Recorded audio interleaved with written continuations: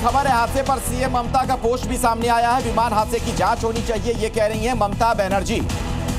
हादसे पर पश्चिम बंगाल की मुख्यमंत्री ममता बनर्जी ने भी पोस्ट किया। ये देखिए क्या कुछ लिखा उन्होंने सोशल मीडिया के जरिए।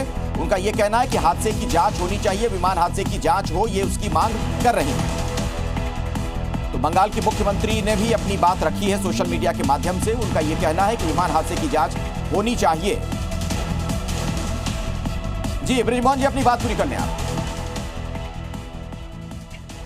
मैं यही बता रहा था कि जिस ढंग से वो उनका संवाद होता था जनता के साथ, वो अपने आप में बेजोड़ था। और मैं सोचता हूं कि अभी और ऐसे राजनेता नहीं है जो जनता से लगातार संपर्क बना के रखते हो। सुबह 5 बजे से रात के 11 बजे तक उनका संपर्क रहता था और यही उनकी ताकत थी। और इसीलिए अजित त्यांचा ओपिनियन आहे ते आपल्याला थोड्या वेळाने देतील। सर, मे डेचा कॉल पायलटने दिला होता का? काही प्रायमा फेसी ही सगळ्या गोष्टी एक्सपर्ट रिपोर्टमध्ये आपल्याला भेटणार, त्याच्यावर मी कमेंट करू शकतो। डिसीज किती आकडा आहे? डिसीजचा 5 सकाळी पावणे ते आता दिलेलं आहे सगळं। हाँ 8:45 8:45 के आसपास ये लैंड क्रैशिंग के इमीडिएटली पहले लैंडिंग से इमीडिएटली पहले ये क्रैश हुआ है और उसमें 5 लोग थे और इस हादसे में 5 लोगों को मृत्यु हुई है। उनकी बॉडीज अभी यहाँ पे मेडिकल कॉलेज में है। उनकी आइडेंटिफिकेशन जांच कंफर्म होने के बाद हम आपको अपडेट करेंगे। घटनास्थल पे अभी क्या क्या किया जा रहा है? घटनास्थल पे अभी एक्सपर्ट टीम है जो उनकी पानी चल रही है और उसमें जो भी जांच में सामने आएगा वो आपको रिपोर्ट अपडेट कर दी जाएगी। ये एक्सपर्ट टीम का काम है, वो टीम अपनी जांच कर रही है। ये सारे रीजन एक एक्सपर्ट ओपिनियन के बाद ही दिए जा सकते हैं कि एग्जैक्टली क्या रीजन होता है। Thank you.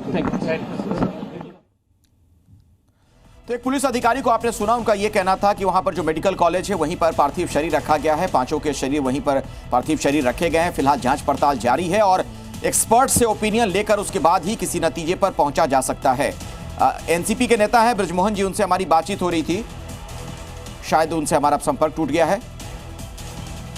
जर्नलिस्ट भी हमारे साथ हैं, आप बृजमोहन जी हैं। आप भी बृजमोहन जी, जो मैं आपसे एक बात कर रहा था, जानने की कोशिश कर रहा था कि आप कैसे देखते हैं राजनीतिक सफर जो रहा है अजीत दादा का, और खास तौर पर जिस तरीके से जनता के साथ उनका जुड़ाव रहा। थोड़ी देर पहले आप सुन भी रहे थे, एनसीपी के नेता भी हमारे साथ थे, वो कह रहे थे कि सुबह 5 बजे से 6 बजे से वो सक्रिय हो जाते थे और रात के 11 बजे तक लोगों से मिलते जुलते रहते थे। ये बात तो सही है। अजीत पवार बहुत अपने दृढ़ संकल्प और संघर्षशील नेता थे और जो मन में ठान लेते थे कि करना है तो करना है। प्रशासनिक भी बहुत मजबूत पकड़ थी उनकी और ये काम शरद पवार में भी था। टाइम को लेकर शरद पवार भी बहुत पंक्चुअल है। यदि वो आपको 7 बजे टाइम दिया तो शरद पवार 7 बजे ही मिल लेते थे। वो उसको अजीत पवार ने भी आगे बढ़ाया। अजीत पवार की खासियत थी कि कभी कभी तो मंत्रियों का ऐसा लगता था कि अजीत पवार के साथ यदि कोई कार्यक्रम लगा तो अजीत पवार के पहले पहुंचना चाहिए प्रोटोकॉल के लिए, उनके लिए बड़ी दिक्कत होती थी क्योंकि अजीत पवार 1 मिनट भी लेट नहीं होते थे।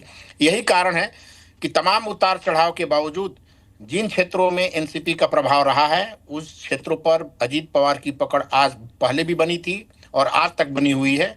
मैं आपको बता रहा था कि भारतीय जनता पार्टी जब पूरे महाराष्ट्र भर में चारों तरफ उसका वर्चस्व बन गया था, वो फिर भी जो पश्चिम महाराष्ट्र का बेल्ट है, जो अजीत पवार और शरद पवार का बेल्ट है, उसमें भारतीय जनता पार्टी को यथोचित सफलता नहीं मिली थी। बहुमत होने के बावजूद भारतीय जनता पार्टी को उस क्षेत्र पर अपना प्रभाव जमाने के लिए अजीत पवार को साथ लेना पड़ा। दुर्भाग्य है महाराष्ट्र की राजनीति के लिए, देश की राजनीति के लिए इतना संघर्षशील और जनता की जड़ों तक पहुंचने वाला नेता, जनता की समस्याओं को समझने वाला नेता और प्रशासनिक पकड़ वाला, विकास को लेकर के हमेशा। अच्छा ब्रजमोहन जी, अगर ये पूछा जाए कि अब अजीत पवार की अनुपस्थिति में उनकी पार्टी का भविष्य आप क्या देखते हैं? देखिए भाई साहब, अभी इस बारे में कहना थोड़ा बहुत जल्दबाजी होगी क्योंकि घटना हुई है। इस घटना के पर तुरंत राजनीतिक प्रतिक्रिया मैं समझता हूं कि बोलना उचित नहीं होगा। लेकिन यदि हम कयासों की बात करें या यदि अंदाज लगाएं राजनीति को लेकर के, तो अजीत पवार के बाद इस पार्टी को ले जाने वाला फिलहाल ऐसा कोई नेता दिख नहीं रहा है जो अजीत पवार एनसीपी गुट को आगे ले जा सके। नेता बहुत है। दूसरे नंबर के नेता प्रफुल्ल पटेल हैं, उसके प्रदेश अध्यक्ष हैं सुनील तटकरे हैं, तमाम मंत्री हैं, कई दिग्गज नेता हैं, लेकिन सारे लोगों के एक साथ ले चल करके और जो अजीत पवार की जो पूंजी है, अजीत पवार की जो ताकत है, उसको ऊपर साथ लेके चले, ऐसा कोई दिख नहीं रहेगा। अब आगे भविष्य में क्या होने वाला है ये समय बताएगा। लेकिन एक बात जरूर है कि अजीत पवार, एनसीपी अजीत पवार के राजनीति का अब आगे चल करके कोई बड़ा बदलाव आपको देखने को मिलेगा। वो बदलाव किस तरह का होगा, पार्टी कहीं मर्ज होती है या शरद पवार के साथ जाती है। शरद पवार के साथ भी एक दिक्कत है कि शरद पवार के पास सामने एक उम्र की एक समस्या है कि वो ऑलरेडी 84 के हो चुके हैं। नहीं, बहुत सही आकलन है आपका ब्रजमोहन जी। बहुत बड़ा शून्य पैदा कर गए हैं अजीत पवार अपनी पार्टी के लिए, खास तौर पर मतलब उनका होना ही उनकी पार्टी का अस्तित्व था एक तरीके से।